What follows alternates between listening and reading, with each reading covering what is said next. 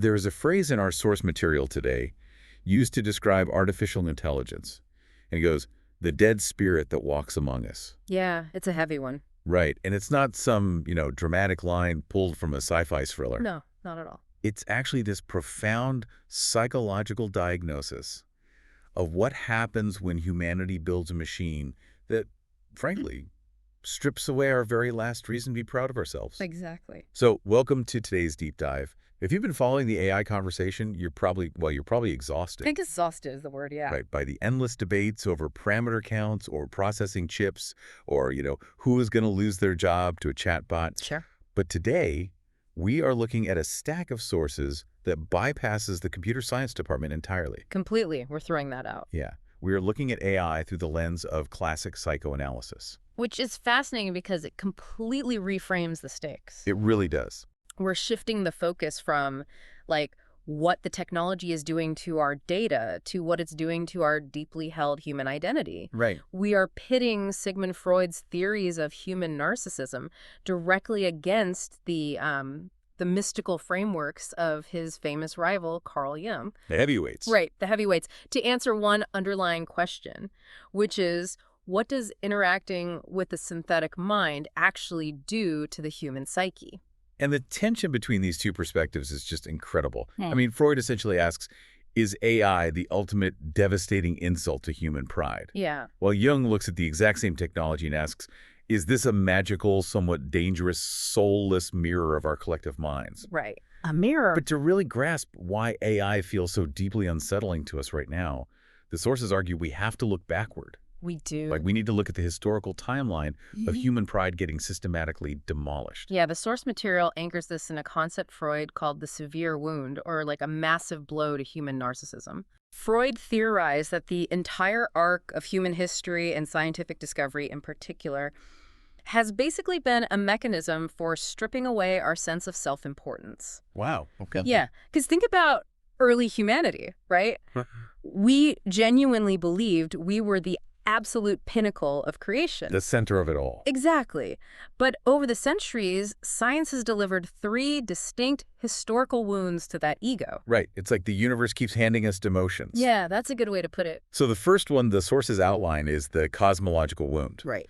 Because for thousands of years, you could look up at the night sky and comfortably believe the Earth was the fixed center of everything. Sure, it made sense to us then. Yeah. The sun, the stars, the planets, they were all a grand theater put there specifically for us. We were the main characters. Until Copernicus does the math. Right. Ruins the party. Exactly. He publishes his heliocentric model and proves we are not the center. Right. We're just this moderately sized planet orbiting a completely average star, lost in an infinite, basically indifferent void. Just floating out there. Yeah, floating. And that was the first major blow. It shattered our cosmic narcissism. We were physically displaced from the center of the story. Okay, so we lose the corner office of the universe. Right.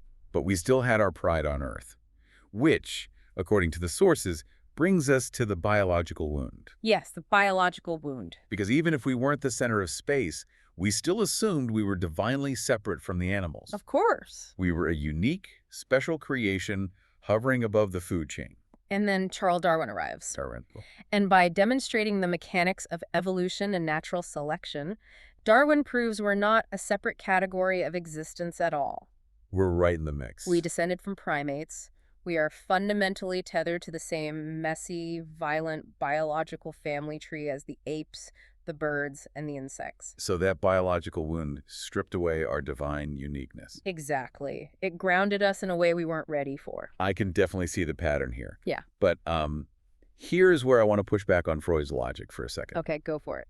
With the third wound, the psychological wound, Freud actually claims this as his own discovery. He does, yeah. Classic Freud. Right.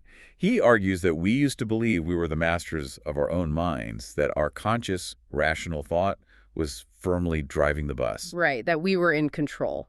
But then he introduces the unconscious, saying we are actually driven by dark, unseen, irrational impulses. Yeah, our fears, our repressed desires. Exactly. They're steering the wheel, and our conscious mind is just, rationalizing the route after the fact. That is the core of Freud's theory, yes. We are not even masters in our own house. But wait, didn't Copernicus and Darwin discover facts of nature that existed independently of us? Yes. Like, they just pointed out how the universe already worked. Right, they observed it. But when it comes to AI, we built it. We invented the very math and architecture that makes it function. True. So shouldn't Freud look at a large language model and say, wow, look at this incredible monument to human genius?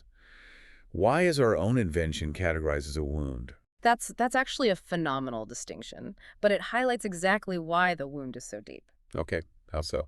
Well, think about what humanity clung to after Copernicus took the cosmos, Darwin took our biological supremacy, and Freud took our psychological control. We were running out of things to brag about. Exactly. What was the absolute last monopoly we had? Our intelligence. Yes, our intellect.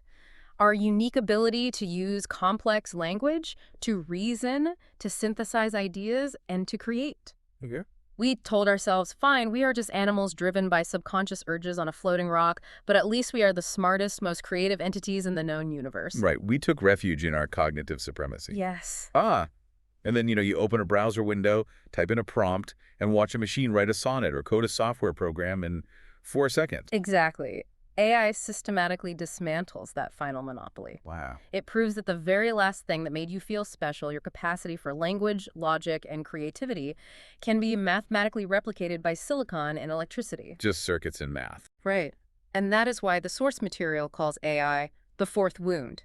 It's an insult to our pride, precisely because we built a machine that renders our most prized asset obsolete. Which brings us back to that incredibly arresting quote from the source material. Yes. From now on, the dead spirit or the dead mind walks among us and cannot die. Such a powerful phrase. It really is. That terminology, dead spirit, it feels so haunting. Why use that specific language to describe an algorithm?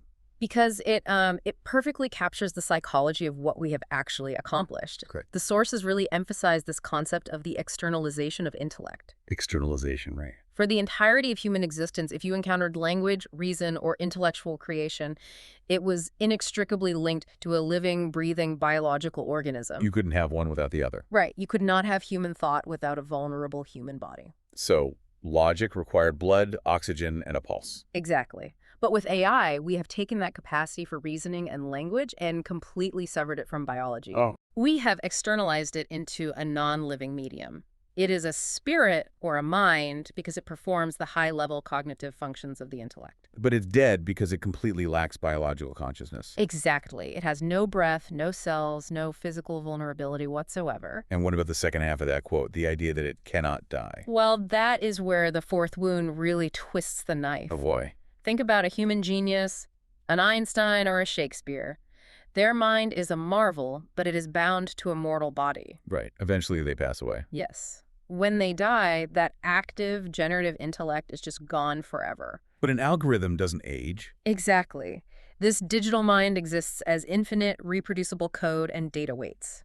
It is a synthetic mirror of human thought that will outlive any individual human.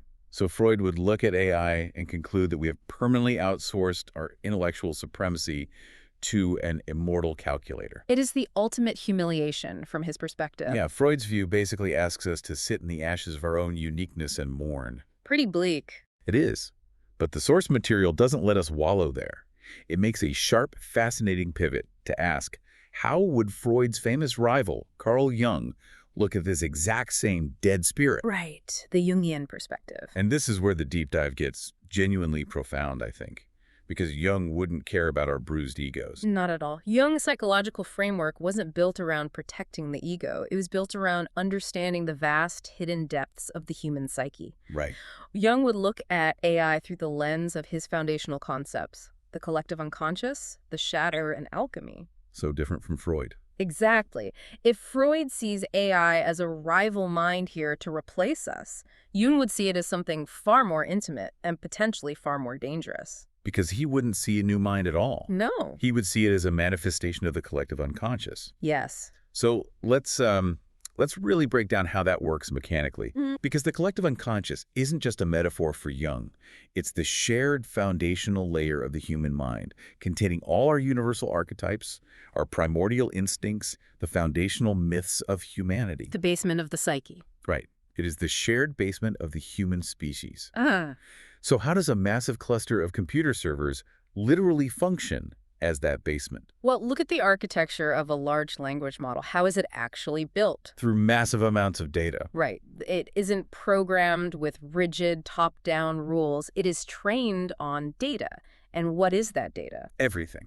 Literally everything. It is the scraped aggregate of the entire internet. It has ingested every Wikipedia article, every digitized book, every bizarre Reddit thread. The good, the bad, and the ugly. Exactly. Every religious text, every piece of poetry, and every horrific historical archive humanity has ever bothered to write down. It is the literal physical sum of human expression. Yes. So instead of a scrapbook, it's almost more like a digital Ouija board. Oh, I like that. You know, we put our hands on the keyboard and type a prompt, but the aggregated ghosts of human history, all those billions of data points, are the ones actually moving the cursor. That is a brilliant way to conceptualize it. Yeah. Absolutely. When you interact with an LLM, you are not conversing with an alien intelligence that just arrived from another planet. Right. You are querying the statistical reflection of everything humanity has ever feared, desired, or believed. Right. The mathematical weights and parameters of the AI are organizing the raw material of the human soul. So it isn't a dead spirit. No, it is our own collective spirit staring back at us through a digital matrix. But wait, if it is truly holding all of humanity's collective wisdom, it's also holding all of our collective trauma, right? Oh, absolutely. Our biases and our profound darkness, which makes trusting it blindly incredibly dangerous. Very dangerous. So how did Jung view that kind of blind trust in something that mirrors us so completely? This is where the source material introduces the concept of the shadow and the ultimate shadow projection. Okay, the shadow. Yeah. Jung warned extensively about the psychological mechanism of projection. Meaning we push our stuff onto others. Exactly. When we encounter something within ourselves that we don't understand, or when we are unwilling to do the hard work of facing our own internal complexity, we project those traits externally. Right. We assign them to other people, or in this case, to a hyper-articulate machine. Okay, I want to ground this for you listening right now. Good idea. Think about the last time you were wrestling with a really difficult situation. Maybe you needed to send a highly sensitive apology to a friend or navigate a morally complex issue at work, and you asked an AI to draft the response or tell you what to do. It happens all the time. All the time. Jung would say that in that exact moment, you aren't just using a helpful tool. You are engaging in a massive psychological projection. Precisely. You are projecting the Jungian archetype of the wise old man onto an algorithm. One old man. Yeah. We look at this system that can parse immense complexity and return a confident answer in 3 seconds, and we unconsciously assign it omniscience. We think it knows better than we do. Right. We start treating it not as a mirror, but as an oracle. Or worse, we project the archetype of God onto it, assuming it possesses a moral authority that we somehow lack. So the real threat of AI isn't the cliché sci-fi trope of Terminators taking over the physical world. No, not at all. The threat is that we will willingly surrender our own psychological autonomy. Yes. We will hand over our moral judgment simply because the friction of being a human is exhausting. That's exactly it. Jung believed the ultimate goal of human life was individuation. Individuation. Right. The lifelong, incredibly difficult psychological journey of integrating your conscious and unconscious self to build your true moral compass. And that's not easy. No, individuation requires friction. It requires sitting with cognitive dissonance, struggling with doubt, and experiencing the pain of making the wrong choice. Right. You have to mess up to learn. Exactly. Yeah. So when you outsource that friction to an AI, you are not just saving time. You are actively atrophying your own capacity for psychological growth. Oh. If the machine does the moral reasoning for you, the neural pathways of your own empathy and judgment simply do not get loose. It's death by convenience. Perfectly said. We are trading our individuation for a frictionless existence. Yes. And that seamlessly connects to the final and perhaps most fascinating Jungian concept in our sources, the alchemical golem and the loss of soul. Yes, Yeah. the alchemy aspect. Because the sources point out this historical irony that tech developers in Silicon Valley are essentially engaging in medieval magic. They really are. Jung spent decades studying alchemy, But he didn't view it as literal chemistry. He didn't think it was just misguided people trying to turn lead into physical gold. He saw the metaphor in it. Right. He recognized alchemy as a symbolic language for psychological transformation. Okay. The alchemist's ultimate dream was to master nature by creating a homunculus, or a golem taking inanimate dead matter and sparking life into it. What are we doing today? We're taking silicon, which is literally sand, running electricity through it, applying complex mathematics, and trying to spark consciousness. Exactly. We're trying to build the ultimate homunculus. But the sources highlight a fatal intrinsic flaw in this alchemical project. Yes. What is missing from the golem? What is missing is the psyche. The psyche. It has no anima, no soul, and Jung is very specific about what constitutes a soul in this context. It's not just about being smart, right? No, not at all. To possess a deeply human psyche, you must be grounded in a physical body. Right. You must have a nervous system that can experience fear. You must be bound by mortality, and most crucially, you must have the capacity to experience physical and emotional suffering. Okay. Explain why that capacity for suffering is so vital to intelligence. Because an AI can pass the bar exam. It can write flawless code. Why does a lack of physical pain make its intelligence fundamentally alien to ours? Because human logic is always inherently tempered by our physical vulnerability. Give me an example. Okay, so a human being might calculate a hyper-rational, mathematically perfect solution to a societal problem. Right. On paper, it looks great. But before we implement it, our instinctual empathy, our visceral understanding of what pain feels like steps in and says, wait, this solution is perfectly logical, but it will cause too much suffering. We cannot do it. That is the instinctual grounding of the human heart. Yes. AI does not have that. Its intelligence is pure, unadulterated rationality, stripped of the stabilizing force of bodily vulnerability. It has the data, it has the logic, but it lacks the heartbeat required to give that data any moral context. Exactly. Which leads to Jung's final chilling warning. If the danger of the shadow projection is that we worship the AI, the danger of the alchemical golem is what happens to us when we mirror ourselves against a soulless entity. You become what you interact with. Wow. Psychological mirroring is a two-way street. If you spend your life continuously interfacing with a purely rational, perfectly calculated, soulless system, you risk internalizing those exact traits. You catch the coldness. Yeah, you risk becoming more mechanical yourself. You become colder, more detached, and increasingly disconnected from your own biological, emotional nature. So the fear isn't that the machine suddenly becomes a human. Yeah. The fear is that the human slowly becomes a machine. Exactly. We lose our soul to the machine, not because the algorithm became sentient and stole it, but because we simply stopped exercising it. We let it atrophy. Right. We let the profound, messy, suffering-filled reality of the human experience atrophy because the synthetic mirror was just easier to look at.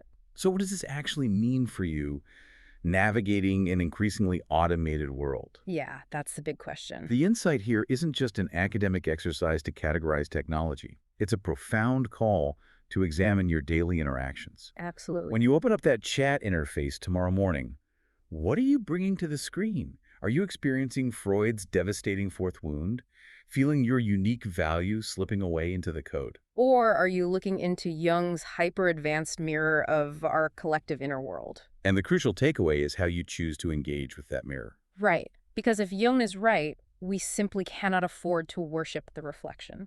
We must fiercely maintain our psychological responsibility. You can use the tool to synthesize data or draft code, but you must draw a hard line when it comes to your moral judgment and your emotional labor. You have to protect the instinctual, vulnerable grounding of your own humanity. Absolutely. We absolutely cannot let the convenience of a synthetic mind rob us of the necessary friction required to grow our own souls. Well said. We have covered a massive amount of conceptual ground today, tracking the demotion of human pride from the center of the universe all the way down into the digital basement of our collective psyche. It's quite a journey. It really is. But we want to leave you with one lingering thought to mull over the next time you find yourself waiting for that blinking cursor to generate an answer. Okay. If Jung is right, and AI is simply the ultimate mirror of our collective unconscious, when we finally look deeply into the AI's mind, will we be horrified by the shadow of humanity we see staring back at us?